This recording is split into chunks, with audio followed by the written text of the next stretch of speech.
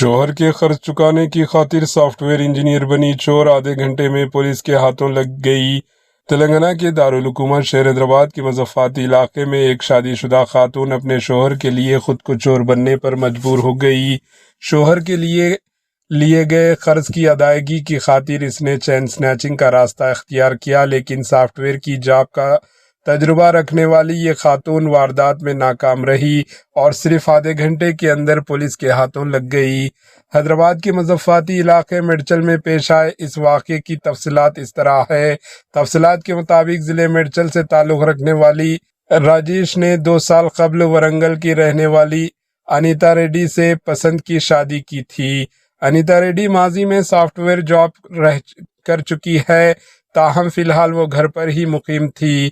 اسی دوران شوہر نے ان کی دیکھ بھال اور گھریلو ضروریات کے لیے تقریباً 5 لاکھ روپے تک کا قرض لے لیا، جس کے باعث وہ مسلسل پریشانی میں مبتلا رہنے لگا۔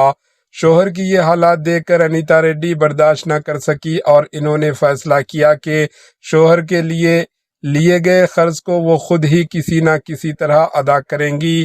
جلدی اور آسانی سے رقم حاصل کرنے کی نیت سے انہوں نے چوری کی راہ اپنانے کا فیصلہ کیا۔ اس سلسلے میں اس نے میاں پور کے رہنے والے کملا نامی خاتون کے گلے سے چین چھیننے کی کوشش کی۔ لفٹ میں سفر کے دوران جب انیتا ریڈی نے چین سنیچنگ کی کوشش کی تو متاثرہ خاتون نے زور زور سے چیخ و پکار شروع کر دی۔ اس پر گھبرا کر انیتا ریڈی وہاں سے بھاگ نکلی، تاہم ان کے ہاتھ صرف آدھا تولہ کالے موتیوں کا ہار ہی آ سکا۔ متاثرہ خاتون کی شکایت پر سنت نگر پولیس نے کیس درج کر کے تحقیقات شروع کیا۔